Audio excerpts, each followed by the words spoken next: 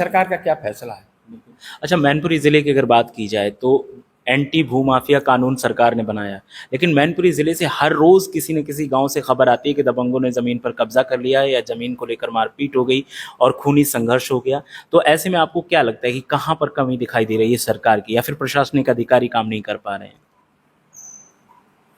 आप जो कह रहे हैं वो बिल्कुल सही बात है। कई मामलों में एक आध दिन छोड़ के हम लोग डीएम साहब से मिलते हैं, कप्तान साहब से मिलते हैं, इन्हीं समस्याओं को लेकर। अगर कहीं किसी की पैमाइश होनी है तो प्रशासन चला जाए और सही तरीके से अगर पैमाइश कर दे, सरकार का दबाव ना हो, भारतीय जनता पार्टी का दबाव ना हो, तो काम ठीक हो जाए।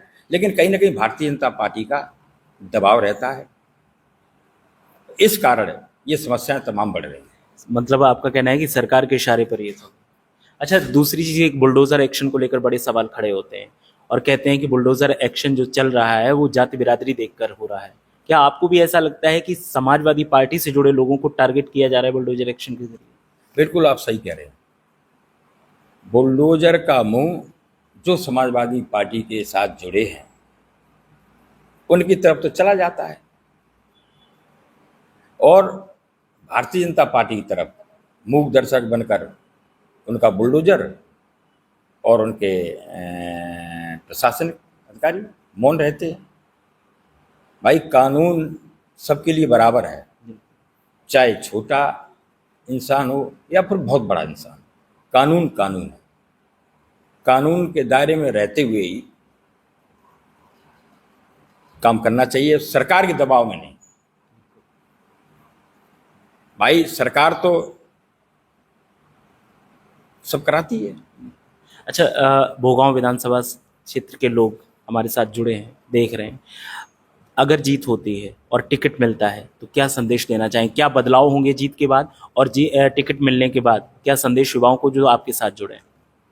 देखिए, बहुत लंबा अरसा हो गया, 10 साल। मूलभूत समस्याएं जो हैं किसानों की, नौजवानों की, बिजली है, स्वास्थ्य है, भ्रष्टाचार तमाम बढ़ गया है। इसको रोकथाम के लिए कानून व्यवस्था ठीक चले, हमारी सरकार बनेगी तो ये सारे मुद्दे पुनः हम लोग किसानों के माध्यम से नौजवानों को रोजगार, माताएं बहनों को 40,000 की आर्थिक सहायता और स्वास्थ्य, इनकी सारी चीज़ों को हम लोग ठीक करेंगे। हमारे राष्ट्रीय अध्यक्ष आदरणीय अखिलेश यादव जी इस प्रदेश के मुखिया होंगे, वो भली बात जानते हैं कि किसानों को, नौजवानों को कैसे काम करने हैं, भ्रष्टाचार को ख़त्म करना है, हमारा नेतृत्व जानता है।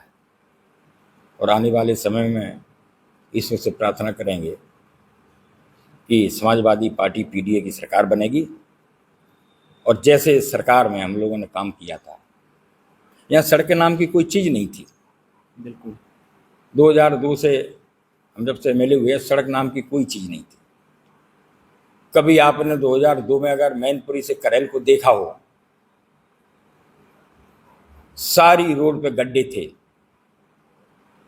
मोटरसाइकिल, गाड़ी तो छोड़ो, मोटरसाइकिल, साइकिल चलाने में भी बड़ी दिक्कतें आती थी। जनपद मैनपुरी में जो भी विकास किया है, विकास की आधारशिला जो रखी है, वो सिर्फ और सिर्फ समाजवादी पार्टी। बीजेपी वाले कहते हैं कि हमने श्रद्धेय नेताजी ने, उनसे पूछना कि 2002 में मैनपुरी से करेल इटावा तक की क्या पोजीशन थी, मैनपुरी से गिरोर की क्या पोजीशन थी, मैनपुरी से करेल कुरावली की क्या पोजीशन थी, मैनपुरी से भोगांव की क्या पोजीशन थी। 12 से 17 की सरकार में माननीय मुख्यमंत्री आदरणीय अखिलेश यादव जी ने तहसीलों को मुख्यालयों से पूरे प्रदेश में जोड़ने का काम किया था और कोई गली, कोई सड़क हम लोगों ने नहीं छोड़ी थी जो बनवाई ना हो। काली नदी पे सैकड़ों पुल बने हैं, हैंडपंप लगवाए थे हम लोगों ने, विद्युतीकरण कराया था, स्वास्थ्य की व्यवस्था ठीक थी। यही पूरे हम सब लोग कराएंगे। बहुत बहुत शुक्रिया हमसे बात करने के लिए। तो ये थे समाजवादी पार्टी के जिलाध्यक्ष आलोक शाक्य और भोगांव विधानसभा सीट के पूर्व विधायक, जिन्होंने बताया कि किस तरह से 2027 में विधानसभा चुनाव में उतरा जाएगा और किन मुद्दों के साथ में चुनाव लड़ा जाएगा। युवाओं की प्रमुखता रहेगी और पीडीए सबसे ऊपर रहेगा।